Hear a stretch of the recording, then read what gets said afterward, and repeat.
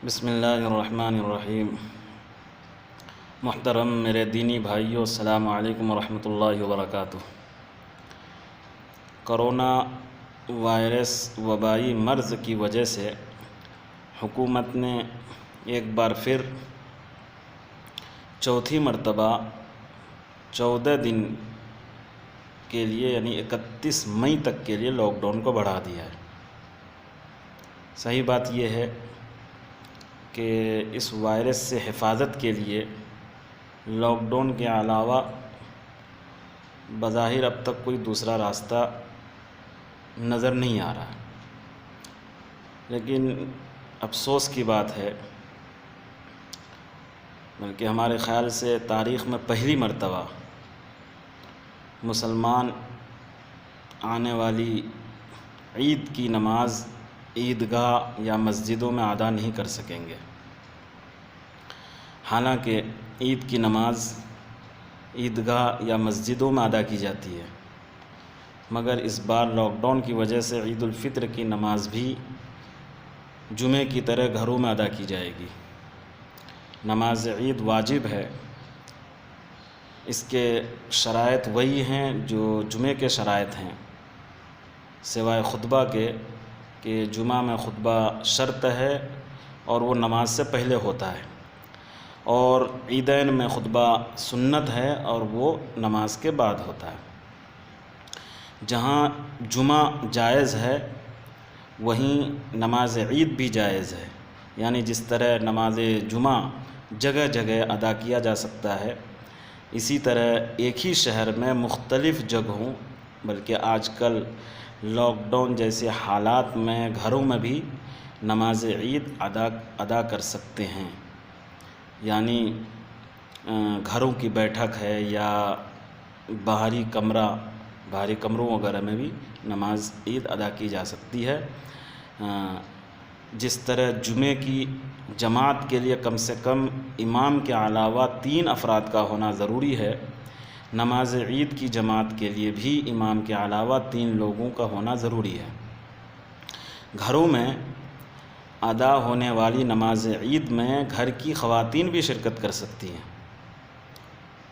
مردوں میں کوئی نامحرم ہو اگر تو مردوں اور عورتوں کے صفوں کے درمیان میں کوئی کپڑا حائل کر دیں، کوئی کپڑا لٹکا دیں تاکہ پردہ قائم ہو جائے، اور اگر کوئی مردوں میں کوئی نامحرم نہ ہو، سب کے سب محرم ہو، تو پھر پردہ لٹکانے کی ضرورت نہیں ہے، بلکہ مردوں کی صفوں کے پیچھے خواتین کا صف بنا دینا ہی کافی ہے۔ بچوں کو مردوں کی صفوں میں اور بچیوں کو عورتوں کے صف میں کھڑا کریں۔ حنفیہ کے نزدیک نماز عید کی نہ قضا ہے اور نہ بدل، اس لیے جن لوگوں کے لیے نماز عید کی کوئی صورت نہ بن سکے، کہیں امام میسر نہ ہو سکے، کوئی ایسے عذر پیش آ جائے، تو ان کی وجہ سے اس سے عید کی نماز معاف ہو گئی، ایسے لوگوں سے ان سے عید کی نماز معاف ہو جائے گی، اس لیے ایسا حضرات پریشان ہونے کی ضرورت نہیں ہے۔ ہاں، یہ حضرات جن کی عید کی نماز چھوٹ گئی وہ اپنے اپنے گھروں میں انفرادی طور پر 2 رکعت یا 4 رکعت چاشت کی نماز پڑھ لیں تو بہتر ہے، کیونکہ جنہیں عید کی نماز نہ مل سکے ان کے لیے فقہاء نے 4 رکعت چاشت کی نماز مستحب قرار دی ہے۔ نماز اگر پڑھانے والا نماز کوئی ایسا شخص موجود ہے جو عید کی نماز تو پڑھا سکتا ہے لیکن خطبہ نہیں دے سکتا، تو بغیر خطبہ ہی کی نماز ادا کر لی جائے، شرعاً نماز درست ہو جائے گی۔ عیدین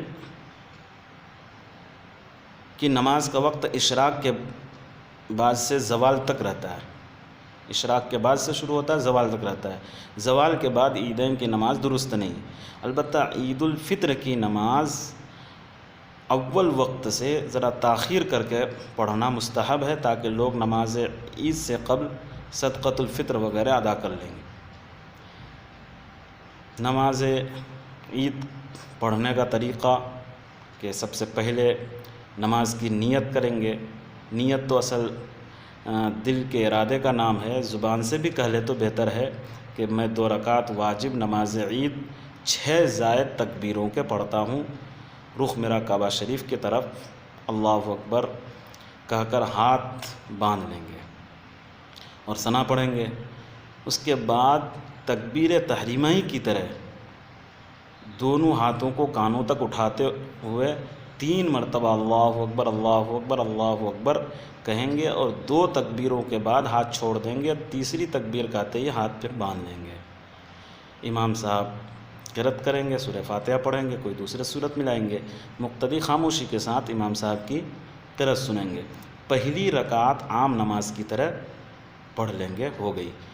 دوسری رکعت میں سورت پڑھنے کے بعد دونوں ہاتھوں کو کانوں تک اٹھا کر 3 مرتبہ تکبیر کہیں گے اور ہاتھ چھوڑ دیں گے، پھر چوتھی مرتبہ بغیر ہاتھ اٹھائے ہوئے اللہ اکبر کہتا ہوا رکوع میں چلے جائیں گے، اور باقی نماز عام نماز کی طرح مکمل کر لیں گے۔ بقیہ جو وہاں سے جو باقی ہے وہ عام نماز کی طرح مکمل کر لیں گے۔ نماز کے بعد دعا مانگ سکتے ہیں، لیکن خطبہ کے بعد مسنون نہیں ہے، پھر نماز کے بعد فوراً دعا مانگ سکتے ہیں۔ نماز کے بعد خطبہ پڑھنا یہ سنت ہے۔ خطبہ شروع ہو جائے تو جو حضرات وہاں موجود ہیں وہ خاموشی کے ساتھ خطبہ سنیں۔ لاک ڈاؤن کی وجہ سے نماز بھی مختصر پڑھائیں اور خطبہ بھی مختصر ہو۔ نماز عید کی فراغت کے بعد گلے ملنا یا مصافحہ وغیرہ کرنا یہ عید کی سنت نہیں ہے، اور آج کل کرونا وبائی مرض پھیلا ہوا ہے، اس لیے نماز عید کے بعد گلے ملنے سے یا مصافحہ کرنے سے بچیں، احتیاط ضروری ہے۔ یہ لاک ڈاؤن کے سلسلے میں نماز عید کے سلسلے میں لاک ڈاؤن کے دوران نماز عید کے سلسلے میں کچھ چند باتیں تھیں، بہت سے لوگ بار بار فون کر رہے تھے، اس لیے ہم نے سوچا کچھ باتیں عرض کر دی جائے۔ اللہ تبارک و تعالی ہم سب کی عبادتوں کو اپنی بارگاہ میں قبول فرمائے اور اس وبا سے جلد نجات عطا فرمائے، آمین۔